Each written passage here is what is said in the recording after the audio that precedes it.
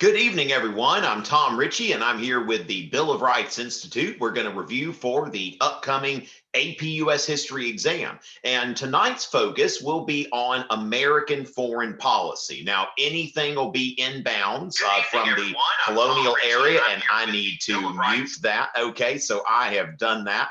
Hey there, Emily and David and Justin and Addie and everyone who's here in the chat. So go ahead and get your questions in. Now I'm going to be, I'll be taking questions about anything from, the revolution, even the colonial era to the present, or not to the present day, actually, because remember, this exam this year is going to cut off at 1945. So through World War II. So the Cold War is not really going to be relevant, but anything before that. Okay. So I'm going to go ahead and kind of go in a roughly chronological order. And from there, y'all can just ask me whatever questions are on your mind. Okay. So I'll give priority to questions, but when y'all aren't asking questions, then I'm going to kind of go through the narrative.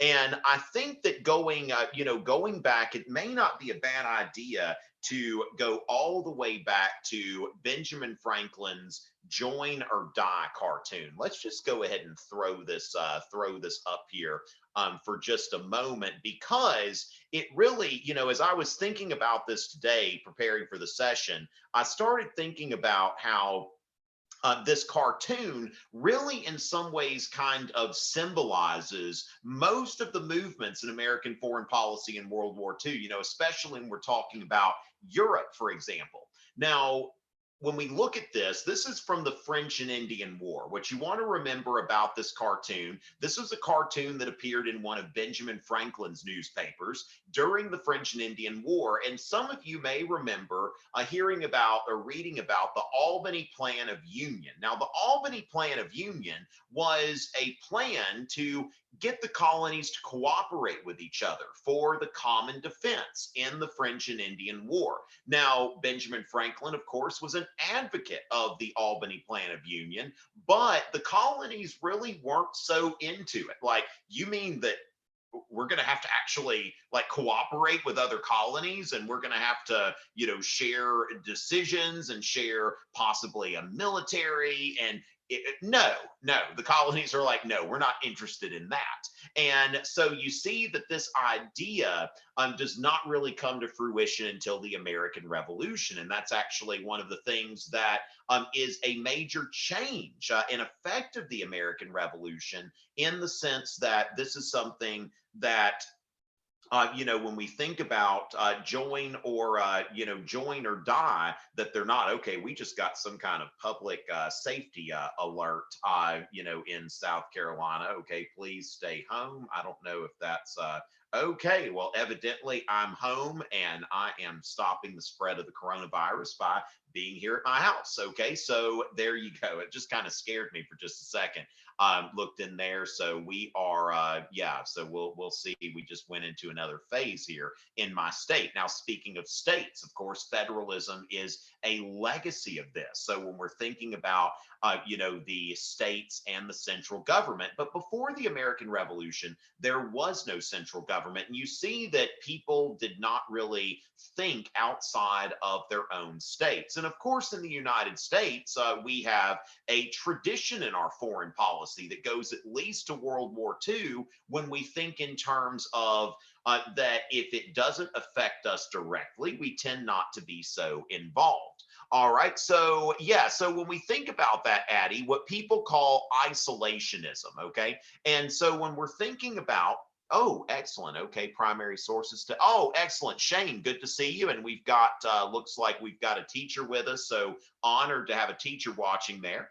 And so, Addie, we are going to be talking about isolationism. Now, one thing that we want to note, okay, is that isolationism, which we can definitely understand right now, that when we're told, stay in your home, okay, don't go outside, non-essential businesses to close, we don't want public gatherings. When we think about this, that a lot of us feel isolated right now. In the midst of this. And so when you think about the word isolation, now, if somebody says, I need my me time, or I need a little bit of time to recharge, or I need a little bit of solitude, then that's something that tends to that's something that tends to be seen in a good way. But if I said, I feel isolated right now, there is no way that that would ever be perceived as something good. Okay, like nobody would ever say like, oh, I feel so isolated right now, and like, great, that's awesome, I'm so glad that that you feel that way.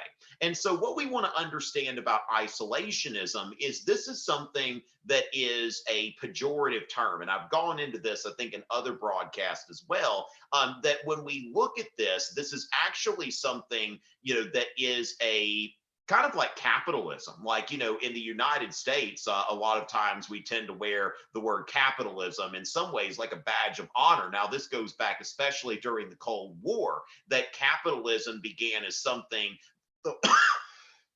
Okay, the World Health Organization says to dab when you're coughing. Now, also remember, everybody, on top of washing your hands, stay hydrated. Make sure you're drinking enough water. Water is very good for you and for your immune system and all of that. So when we think about when we think about like capitalism, it's something that in the United States during the Cold War, they took this term that socialists used as an insult to the system of free market economics, and they just kind of stuck it on there like a badge of honor. So when we think about this, I think one of the best ways to explain this is to go to the turning point. When we think about American imperialism and this whole, when we think about, for example, 1898 as a turning point, is something that was a very big year, a very important year in US foreign policy, because this is the year. So when I'm thinking about years that I want to remember, like this happened this year, that happened that year, 1898, which was the year of the annexation of Hawaii and the year of the Spanish-American War, this year was a big change, okay? Now, what we want to understand is that today, or at least, gosh, this is a little bit old, I might need to update this, but 2007, okay, in 2007, you see that the United States, of course, outside of the realm of the exam, right? But the United States has troops in so many areas, okay? So from Canada to Peru to Saudi Arabia to Egypt to Australia, troops in Japan, and of course in several of these European NATO aligned countries, and of course Iraq and Afghanistan. Now, United States troops are everywhere, but really the foundation of American foreign policy is, quote unquote, isolationism, what I sometimes call, the Washingtonian, Jeffersonian foreign policy. And this really goes back to, when you think about, now, of course, we associate this with Washington's farewell address, when Washington is giving his farewell address and he is saying that, hey, we've got two things we need to be especially concerned about. He's got several other things, but the most important legacies of that farewell address is, first of all, partisan politics. Washington said, partisan politics, no good, okay? These factions that are always fighting against each other. And, you think about even right now, like when you see Washington's warning about the two-party system, not even this, current crisis we're in the middle of has put an end to partisan bickering, given that we live in a time of very high political polarization. And so Washington, when he looked at republicanism, he looked at he looked at a system where everybody's supposed to feel like they're part of the whole, like we're all in this together, that we're not split into these factions. Whereas, in a democracy, which the United States, we define ourselves as a democratic republic, that a democracy is more accustomed to factions and these warring factions that are constantly at each other's political throats. Now, when we think about foreign policy, when we make permanent alliances with other countries, okay, if we get into permanent alliances, then what happens is, it's not that Washington was saying, I mean, keep in mind that during the American Revolution, we got help from France. But notice that the way Washington looked at this, okay, so, the French, after, their revolution started, they kind of looked at us and they were like, hey, We helped you with your revolution. Where are you? And Washington, Jefferson thought, we might want to help him in some way, even if it's just a show of support or something like that. And Washington's like, nope, like just not gonna help him at all, not gonna show any support. And Washington released the Neutrality Proclamation. Now, of course, this was something that Jefferson, his Secretary of State, wasn't too crazy about. Now, one thing, Noah on Instagram was praising Hamilton the other day. I was like, why do you like Hamilton so much? And we got into a lot of Jefferson versus Hamilton, and he referred to the Hamilton, in parentheses, Washington administration, or maybe it was the other way around. But basically, I was like, yeah, Jefferson would have agreed with that, looking at this as the so-called Hamilton administration. And so from there, like when you think about this, that Washington issued that proclamation of neutrality and said that in the current European war, no, the United States does not want to be involved in this European war at all. Like we just have absolutely no interest in doing that. And that might have seemed to be something that, you're kind of ungrateful for the French help. Now, of course, Hamilton would have said that, that was help from the French monarchy, not from these French revolutionaries. And so when you look at that, Jefferson was not too happy about that. Now, I've got a video about Washington's foreign policy where we get into Citizen Genet and the Jay Treaty. So you're certainly welcome to look more into that. And so, Washington, though, said that we're neutral in terms of the European war that was being fought during the time of the French Revolution. Now, when Jefferson becomes president, it was kind of interesting because although Jefferson had not been a fan of the Neutrality Proclamation, by the time Jefferson became president, he had been won over to neutrality. And it's actually Jefferson who is the one who said, peace, commerce, and honest friendship with all nations, entangling alliances with none.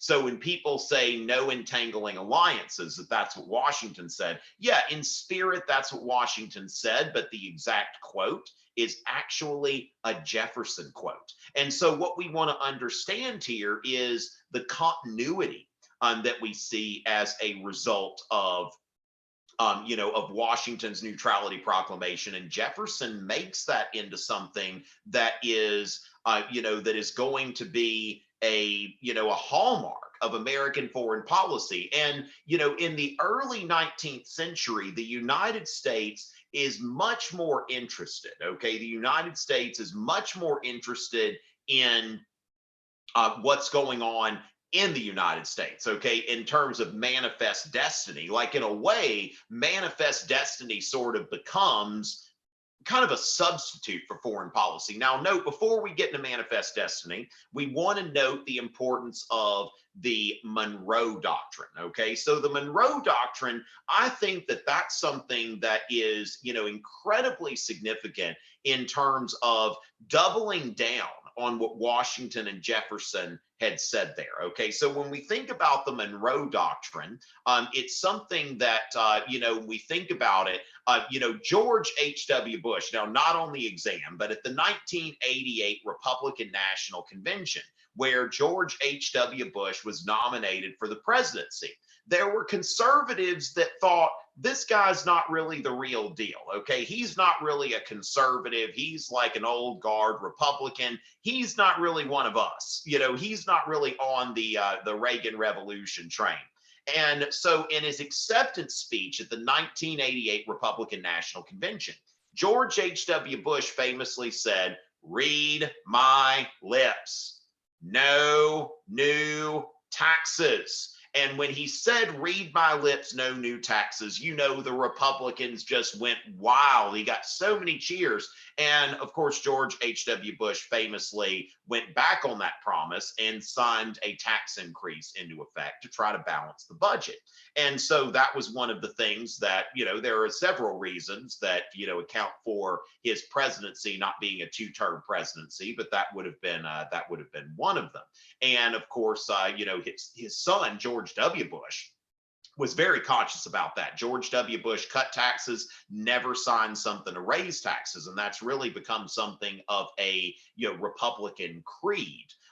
Since Ronald Reagan, this idea of just not raising taxes. Now, why am I talking about this? Well, what we want to think about is the Monroe Doctrine, okay? Just think about this in terms of a read my lips kind of statement, that Monroe looks to Europe, okay? And this is a time where you had seen that there were several Latin American revolutions. And so these Latin American revolutions happened, and these governments were set up, these independent governments in Mexico and Central America and South America, with Gran Colombia, that was set up there. And you see that all of these countries are newly independent.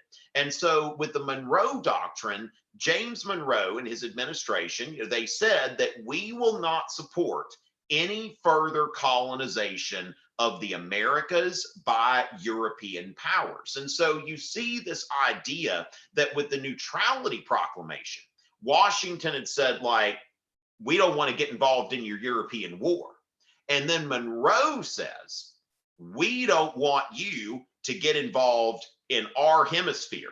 Now, this is something the United States at that time was not a world power. The United States really had no authority to back it up, and not a large military to enforce it. But what matters is the attitude. And the attitude, when we get to Teddy Roosevelt, we're going to see that there is the power to enforce that later. Okay, so when we look at the Monroe Doctrine, look at it as this same kind of thing. Not only do we not want to intervene in Europe, but we also want Europe not to be intervening in our area. And this is really kind of the first time that the United States asserts that Latin America is in our sphere of influence, okay, is in the sphere of influence of the United States. And that's something that, again, is a key part of American foreign policy when you see relationships with Latin America, especially in the 20th century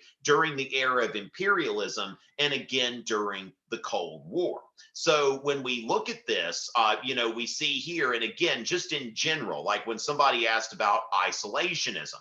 Now, isolationism can also be referred to as neutrality. Okay, this could be something that you refer to as neutrality. Washington didn't call it the Washington's isolationist proclamation. Okay, so neutrality, which is to avoid conflicts with other nations whenever possible.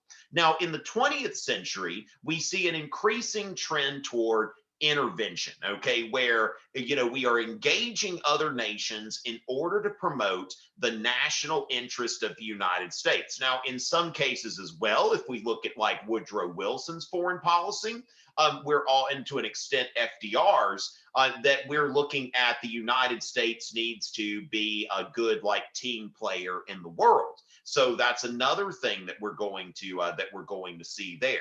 So in terms of this, understand that there are these two things that are going on, and interventionism can have different motives. Okay, now Teddy Roosevelt's interventionism was very much a nationalist kind of intervention. So going from there, let me check on the chat real quick and see what kind of questions that we might have here. Okay, so as far as that goes, now, James, if we're talking about, we've got a random question about James Madison. Now, James Madison he was a co-founder of the Jeffersonian Republican Party, what your test will probably refer to as the Democratic Republican parties if it comes up. And, I would not call Madison a Federalist. I think that what you're looking at there is, so it's the James Madison problem that, depending on how you look at it, I mean, but this is something, if you Google James Madison problem, for one thing, and you got me. I mean, when you start talking about Jefferson and Madison, I don't care what the topic is, I'll just start talking about that. But let me give this a little bit of attention. All right, so, because after all, Madison was the principal author of the Bill of Rights, and we are broadcasting with the Bill of Rights Institute. Now, the party system, okay, when we look at the party system at the ratification of the Constitution, Federalists and Anti-Federalists. Federalists, ratify the Constitution. Anti-Federalists, don't ratify the Constitution. Madison wanted to ratify the Constitution. But while Hamilton, see, that's after the Constitution, Hamilton wanted to see more government with the Constitution. Basically, that the necessary and proper clause should be used to the best of our ability. Okay, that we've got this clause in the Constitution, we've got to use it till we can't use it anymore. And Madison's like, you know what? I kind of feel like, the Constitution was contract and the states agreed to it, and we need to be true to that contract. And so Madison, then sides with Jefferson when you see the Federalists and the Republicans. Okay, so the thing is that Madison, what we've got to understand about Madison is he never was quite like as extreme on the states' rights side as Jefferson, and on the strict construction side, Madison certainly leaned toward Jefferson. But at the same time, Madison could be a bit more pragmatic. So after the War of 1812, when the Federalist Party is basically, now Henry Clay introduces the American system, this idea of internal improvements, of protective tariff, or, national bank, internal improvements, and protective tariff. So after the War of 1812, which brings us back into American foreign policy, after the War of 1812, Madison signs into law. He renews the charter, which had initially expired. The charter for the first Bank of the United States expired in 1811. And then Madison then comes along and signs after the War of 1812. He signs something that then, renews this, renews the Bank of the United States. It creates the Second Bank of the United States. And so the Second Bank of the United States is a creature of, something that is created by Madison. Okay, so something that is created by Madison, during his administration, and something he'd initially opposed as being unconstitutional. Okay, that Madison had initially seen this as being against the Constitution, but when it came down to it, the United States was in such a desperate financial situation after the War of 1812, he budged on that. And so with Madison, I think that what we have to understand is that Madison had a set of political principles that he would adapt to whatever situation he found himself in. All right. So as far as that, we take a look at the time period after Jacksonian America to the Civil War. All right, so here's the thing. Yeah, that basically what you want to understand that, in the early 19th century, between the War of 1812 and the American Civil War, the one war that you see, the only major war that was fought was the Mexican-American War. And what we want to understand about the Mexican-American War is that was about manifest destiny. Now, there's also an argument, a very good argument, for the War of 1812 being a manifest destiny war. Now, as far as the War of 1812, let me just go ahead and get into that, because that's something that, is important in kind of, defining what's going on in United States foreign policy. And this is kind of what begats the Monroe Doctrine, when we're thinking on those terms. So when we're looking at, at the War of 1812, first of all, what we want to understand is that the United States, just like with the wars of the French Revolution in the 1790s, in the Napoleonic Wars, which followed shortly after, the United States sought to be neutral, sought to continue the Washingtonian foreign policy of neutrality. And so Jefferson, now I love this quote, and I use it over and over again when Jefferson is, giving one of his first inaugural address: kindly separated by nature and a wide ocean from the exterminating havoc of 1/4 of the globe. Okay. He says here that he's talking about Europe. All right. This idea that Americans saw Europe as an exterminating havoc, that they are caught, every generation, sometimes twice a generation, Europeans like to kill each other. And the United States wants nothing to do with that. And that's where he says peace, commerce, and honest friendship with all nations, entangling alliances with none. Now, the issue, though, and this is very similar, I want y'all to note the similarities between the War of 1812 and World War I, because both the War of 1812 and World War I are both waged partially in defense of American freedom of the seas, okay, of the right of the United States to do what it wants on the high seas. And so you see there that when, that our economy before the War of 1812 focused on the production of raw materials, sending them to Europe and receiving finished goods in return. Remember, Jefferson wasn't a manufacturing guy. But the problem here is that you had the British blockade of Europe, and then you see the impressment of American sailors, by the Royal Navy. And so the United States was in a position where Jefferson tried the embargo. Oh, this cursed grabbed me, right? The embargo in order to try to keep us out of war. Okay, this is one of my favorite political cartoons ever. So with this, Jefferson tried to keep us out of war, and the British were not responding. The embargo was something of a failure. And then finally, you see that these war hawks, okay, these war hawks come over, Henry Clay and John C. Calhoun, and they are saying, look, let's fight the British. And what we want to understand about the War of 1812 is you've actually got three different causes here. Okay, when Madison's giving his war message, we've got three provocations. First of all, the impressment of American sailors. Second, cutting off trade. Now, two of these provocations are out in the Atlantic. Okay, so they're having to do with the way that the British are conducting themselves on the high seas. Now, the other one is inciting Indians on the Western frontier. And so when you look at somebody, people like John C. Calhoun and Henry Clay, John C. Calhoun's house is just a few miles away from where I live, in the far western corner of South Carolina. So Henry Clay and John C. Calhoun, Calhoun was almost an honorary Westerner at the time, if you think of it that way. That he was born on the frontier in upstate South Carolina. And so the thing is that this idea that the British are trying to incite Indians in the West, that's something that was a provocation.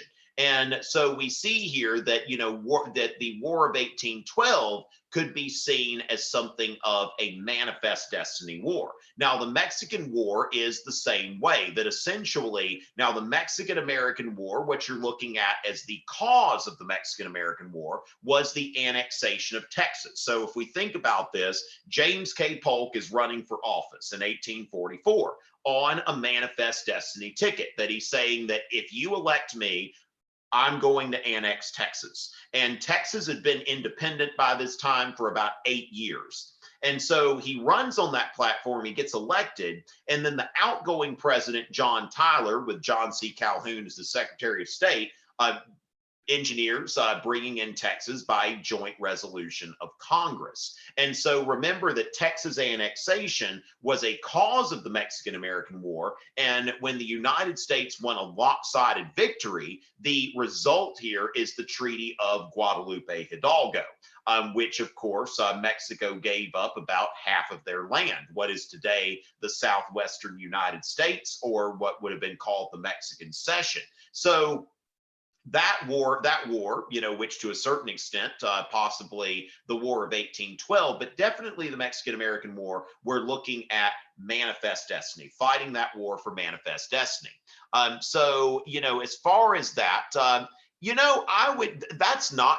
think, James, you've got a good question here. One thing about James Madison would be that Washington's farewell address, this is very fascinating here, and this is a story that, those of you who are interested in history, which it sounds like, James, you are, you'll like this, that Washington's farewell address, originally, Washington had thought about stepping down after one term, but he was persuaded that we need you for a little bit longer. You're like the only person who can unify the country. And so Washington had actually already written, with some help from his friend and fellow Virginian, James Madison. He had written a farewell address to the American people. And so when he decided, okay, I'll stick around for another term, he put it in a desk drawer. Now, 4 years later, Washington was not talking to James Madison anymore. It was just like, when James Madison sided with Jefferson and was opposing the administration's policies, Washington took it personally. And Washington, it's kind of like, kind of like those, little 8-year-old kids. My daughter was an 8-year-old a couple of years ago, and it's just like, you're not my friend anymore. And Washington really, he did not see Madison, like he did not speak to Madison. Once the acrimony got to a certain point, where the controversies over the Jay Treaty and some of these other things in Washington's second term.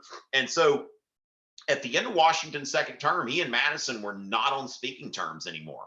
And Washington dust off this farewell address, and he was on speaking terms with Alexander Hamilton. Alexander Hamilton, can you help me revise this a bit? Now, note that, the consensus on Washington's farewell addresses, the ideas were definitely Washington's. Washington had ideas about what he wanted to see as far as what was the United States, where should the United States go. But Madison and Hamilton both helped to polish it. He wanted something, Washington was not somebody who had a great, formal education. And so you see, Washington, Hamilton, and Madison kind of all present in this farewell address. But yeah, so Washington would be a bit, Madison could be on the pragmatic side, but then again, of course, we get into Washington in terms of, some people classify Washington as a Federalist. He thought a lot more like a Federalist than he did like a Jeffersonian. So going from there, where we see that after the Civil War, okay, that foreign policy is going to, foreign policy had been for a while this manifest destiny kind of foreign policy. And we see that right after the Civil War with the Alaska Purchase, okay, in 1867. A lot of Americans were like, what? Seward's Folly. Like a lot of people were like, why? Because, a lot of people thought, haven't we already kind of achieved manifest destiny? So that's one thing that a lot of Americans felt like at that point, where we'd finally gotten everything, in the 1850s, that we're like, okay, we've got the continental United States, but we purchased Alaska from the Russians, which of course, if you think about like an alternate history scenario where we had never purchased Alaska and Russia had missiles pointed at us during the Cold War, that would be pretty fascinating. But as far as that goes, we want to note that in 1898, we see that the United States the United States annexes Hawaii. Okay, so that's the first thing that happens in 1898, and of course, Hawaii has that naval base at Pearl Harbor. That was the main thing that when you look at United States imperialism and imperialism at the turn of the century period, that one of the things that was being considered was we need naval bases across the world, okay, because that goes back to Alfred Thayer Mahan, who wrote The Influence of Sea Power Upon History. Okay, so Mahan said that whoever has the best navy is going to be the most powerful country. And if you look at it today, the United States is very much, okay, the United States is very much the preeminent naval power in the world today. Now, at that time when Mahan was writing, the British had the biggest navy in the world, but the United States is looking for naval bases. And so they take over Hawaii. And then we also want to note, when you're getting into imperialism, the influence of social Darwinism as a justification for imperialism. Now, curiously enough, depending on how one looked at social Darwinism, it could go either way. But on your exam, you're probably more likely to encounter social Darwinism as a justification for imperialism. But actually, William Graham Sumner, who was a noted member of the Anti-Imperialist League, then William Graham Sumner was someone who was was very much against imperialism, as we'll see in a second. So the Spanish-American War, going back to the Monroe Doctrine, that when we think about the letter of the Monroe Doctrine, Spain continuing to have a colony in Cuba does not violate the Monroe Doctrine. The Monroe Doctrine is about new European colonies. But at the same time, the United States really wouldn't mind if Spain did not have Cuba. Now, the thing is, we're eyeing this war for Cuban independence in the 1890s, that the Cubans are fighting for their independence, and we're eyeing that, and we're thinking in terms of, first of all, you've got the Teller Amendment in 1898. I always say, go to Cuba and tell her we don't want her. All right. And so that's what I remember, that the United States says that we have absolutely no intention of ever annexing Cuba. Okay. That is not our intention. We don't want Cuba. And so going from there, you have the USS Maine, okay, which the USS Maine, we got to remember that, right? We can't forget that. And the explosion of the USS Maine beginning the Spanish-American War. Now, that was because of yellow journalism. Now, you hear journalists today, they might receive a Pulitzer Prize. Now, when there is a Pulitzer Prize, that is typically a journalistic now books can get Pulitzer Prizes, stuff like that. That comes from Joseph Pulitzer, who was the publisher of the New York World, William Randolph Hearst, the publisher of the New York Journal. And they wanted sensational headlines. Okay, so you see there, which I wonder, now of course we don't know how historians are going to interpret what happened with this current pandemic. And, is this, which I was talking to another teacher last night who was saying that it'll be nice if history determines that we overreacted, because that would be better than if history determined that we underreacted. So his view was that, it would be better to have been seen as overreacting and less people die than underreacting and more people die. The people look back at this thing and say they didn't do enough to stop slow the spread of that virus, and a lot of people died. Now, the thing is that yellow journalism is sensational journalism. These sensational headlines where we see Maine explosion caused by bomb or torpedo. Okay, now note here, question mark. Okay, yellow journalism is one of my favorite topics, just because I find it so amusing that, we're not saying that the Maine explosion was caused by a bomb or torpedo, but we're just asking the question. Okay, was it caused by a bomb or torpedo? And so when you're looking at this, like, we see fonts being used here very creatively. Crisis is at hand. Cabinet in session. Growing belief in Spanish treachery. And this is a time, you hear like, the little newsboys that are, giving out the paper, that are selling the papers. They're not thinking like, hey, they're not reading the whole thing. They're reading the headlines there. And so as a result of yellow journalism, the United States gets involved in, in the Spanish-American War. And after the Spanish-American War, Paris is a great place to make peace, is it not? The United States gives $20 million to Spain. Now, $20 million, you think about Dr. Evil, that's like a lot more than 20 million a day. That, 20 million to Spain in exchange for a free Cuba. Now, free, I've got in air quotes, because this is going to be a Cuba that's dominated by the United States. And Puerto Rico, Guam, and the Philippines go to the United States. So the United States, as a result of the Spanish-American War, becomes a power, okay, becomes an imperial power.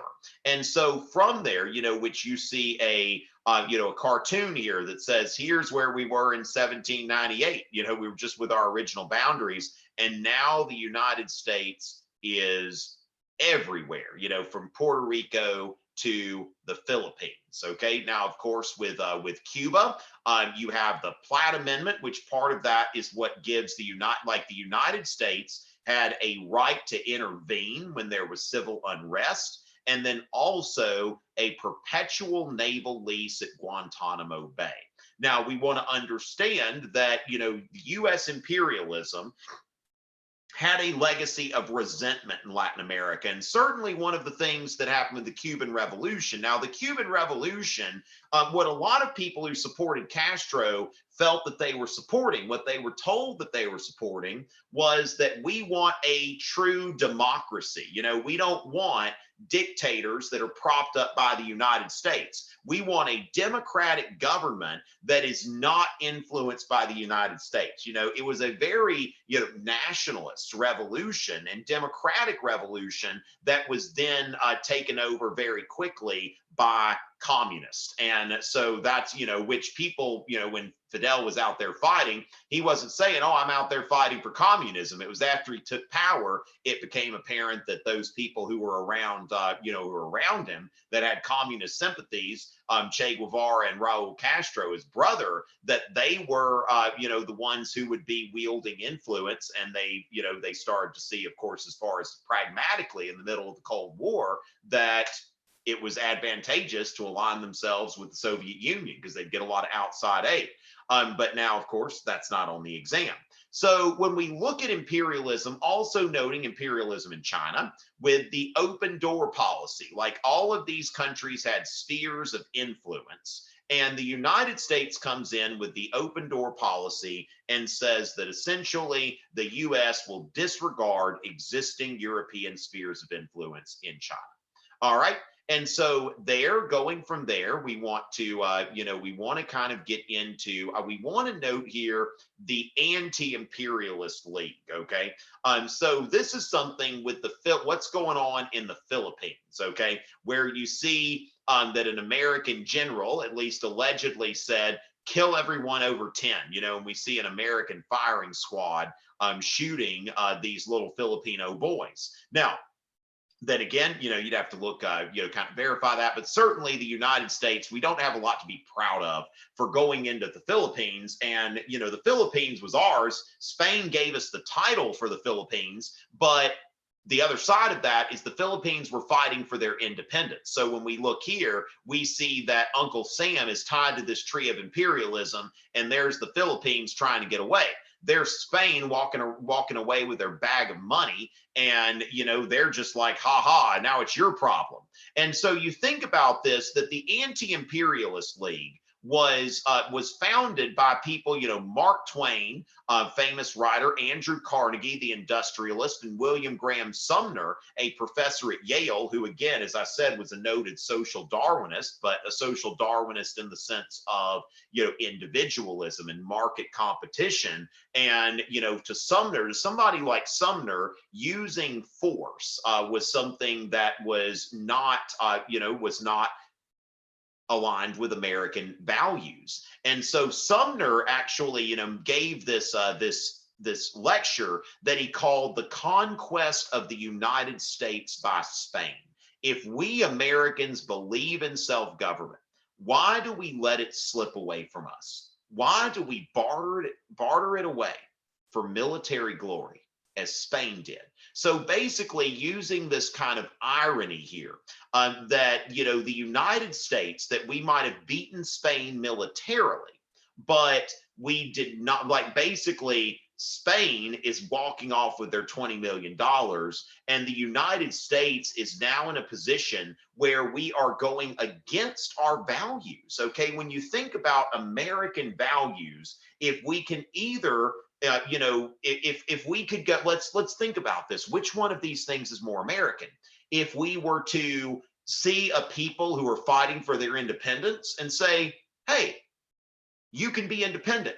We're going to support you in your independence. Or that we go in there and we say, you're not ready for independence. You're part of America now. You're not citizens necessarily, but you are part of America, and you are going to like it. And if you don't like it, we're going to shoot at you. And, you think about which one's more American. Mark Twain suggested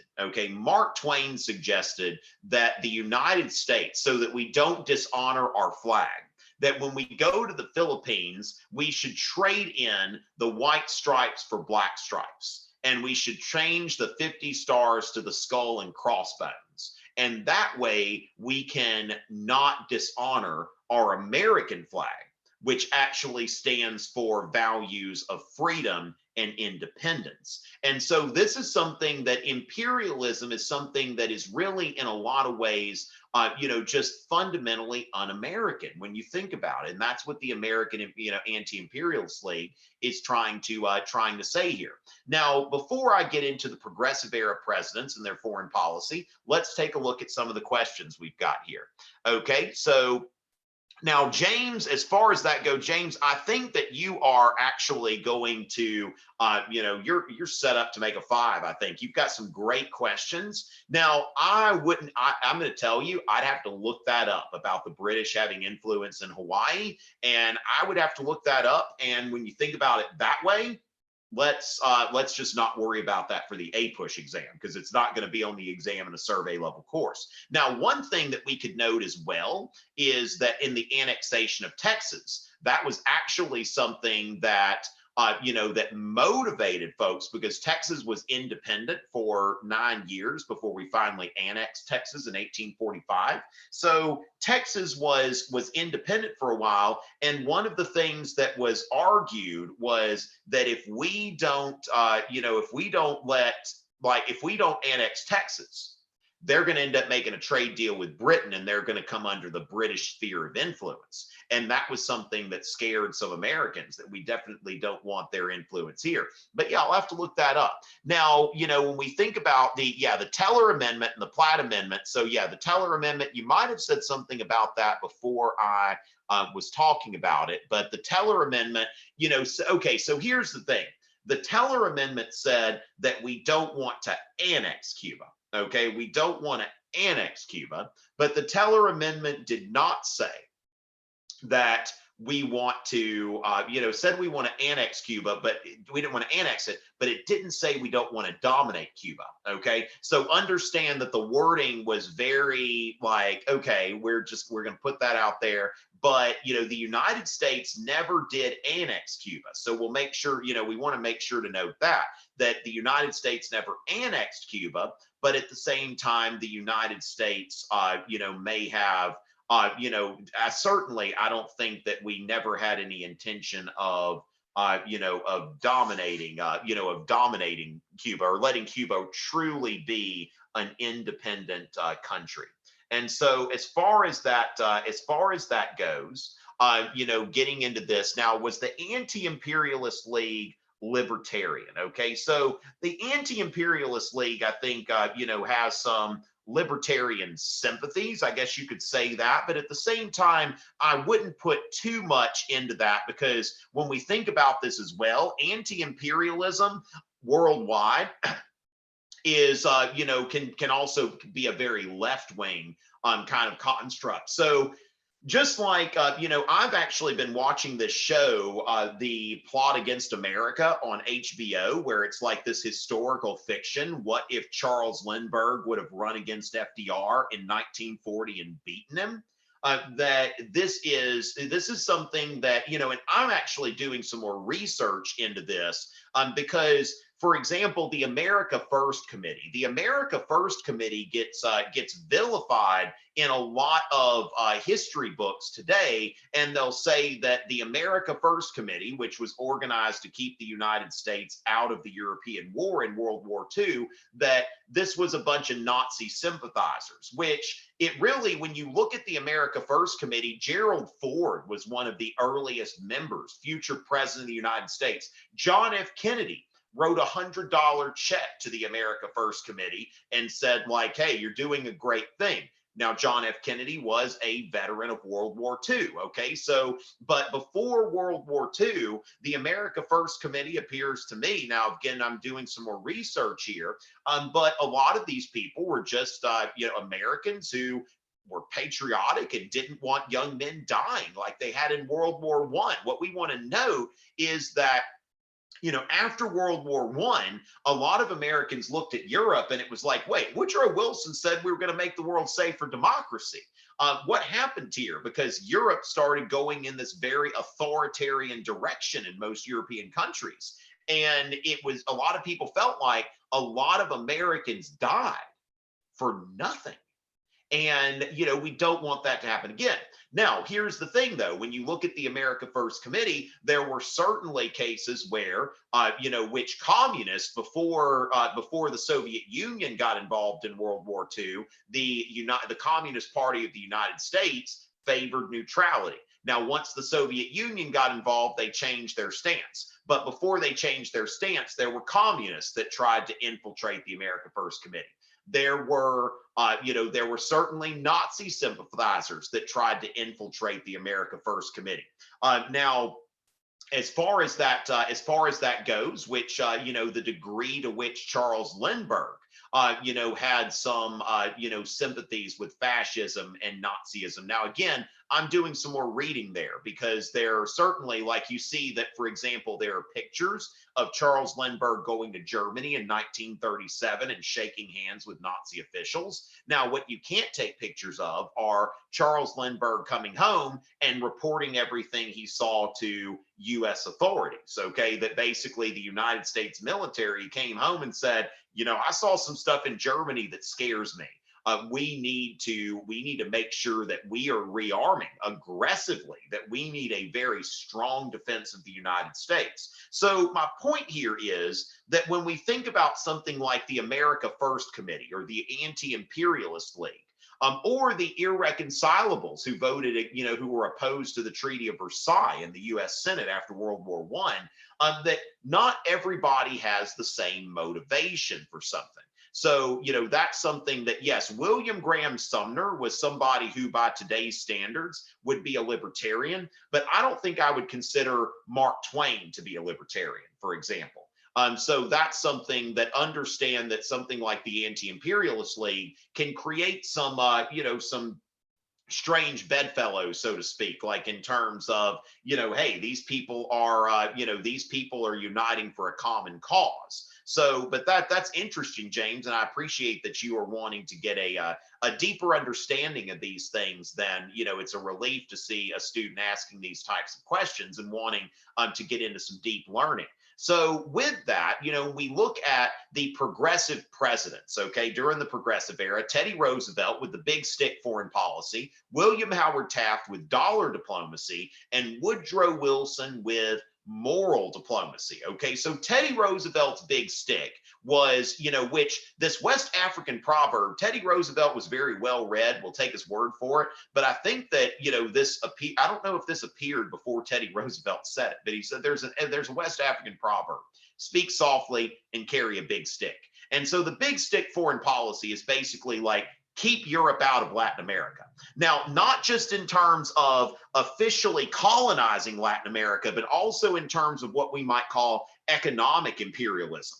That what Teddy Roosevelt was concerned about was the British were getting Latin American countries indebted to them, and then they were coming out and they were getting these Latin American countries indebted, and then from there, next thing you know, they're sending gunships to collect the debts. And Teddy Roosevelt's like, no. That if there's an issue in Latin America, come to the United States and run it by me. Now, Teddy Roosevelt is someone that, he's dealing with Latin America as if they're our child, like, as if Latin America is a child of the United States. And so that's something that, of course, FDR's good neighbor policy kind of dials that back, because there was lots of intervening in Latin America during that time. And so as far as that goes, that we're going to use force to defend American interest in Latin America, the Roosevelt corollary is basically like, the Monroe Doctrine says that we don't want Europeans colonizing the Americas. And so the corollary here is that we also, a corollary is something that's a logical extension. We also don't want we also don't want, what did he say? Sorry, just blanked real quick. We also don't want them coming in and using their economic clout, to create economic imperialism here. So the United States wants to keep Europe out of Latin America. Okay, so as far as that goes, that James Monroe was someone who, would have thought, hey, that may be kind of cool or something like that. And so with that, going from there, you see the Great White Fleet. Teddy Roosevelt, it's a great example of like something that was totally unnecessary, but Teddy Roosevelt wanted to project American power because we can. I mean, there was this fleet that just went and circumnavigated the globe. Now, of course, this right before the Panama Canal was finished. So as far as that goes, we're noting here, and of course, the Panama Canal was something that the United States, when the government of Colombia said, no, we don't support you putting a canal there. The United States recognized a rebellious government of Panama and said, all right, you're the government over there now. And so they recognized this secession movement, and there you go, the Panama Canal. So remember that during this era of imperialism, we see that, okay? We see that the United States is basically doing whatever it wants in Latin America. William Howard Taft, his dollar diplomacy, okay? So his objective being to protect American business interest in Latin America. And so then Woodrow Wilson, I call this M&M diplomacy because you think about Woodrow Wilson, okay? Woodrow Wilson, moral missionary, WWMM. So M&M, which it's called the moral or missionary diplomacy. And I kind of see it, it's like a candy kind of diplomacy too, because, Woodrow Wilson has a different kind of view here that American foreign policy, certainly it shouldn't be like opposed to American interests, but Woodrow Wilson felt like that the United States needed to support ideas, like for example the idea of democracy, that we wanted to support democratically elected governments in Latin America, and we want to oppose oppressive or undemocratic governments. Now, when you look through the 20th century, in a lot of cases, the United States didn't really care what kind of government was in Latin America as long as it supported American interest. And so with that, we are coming up on the end of the broadcast. Now, what y'all want to remember is you can go, you're going to get a link in the chat to the We the Students essay contest. Okay, the Bill of Rights Institute is hosting the We the Students essay contest. And that is something where you can win $7,500 for your first prize. So just look for a link to that in the chat. The deadline is April 15th, so you still have a couple of weeks. You want to click on that because this is a great opportunity to win some money. I think that right now, you've got some time on your hands. Schools aren't in session, so you're probably going to see less entries. I would think that it would be very important to enter this contest. And of course, when you click on that link, you see here, what does civil discourse mean to you? Okay, so the contest is still happening. It hasn't, whatever's going on, in the country has not affected this, and it's not really a long essay either. That the word count is relatively, relatively modest, and so I would say that go give that a look. Go ahead and enter that because that's a great opportunity for you to win a little bit of money while going into something that is very important. So in that, with that, we're going to be back on Thursday at 6:30 to continue with our APUSH review series. And the slide presentation that I referred to tonight, I'm going to go ahead and we can include that in the comments later on. Okay, I'm going to send that to the Bill of Rights Institute. So if you want to refer to that later, that's something that you can pull up. And with that, ladies and gentlemen, it is always a pleasure.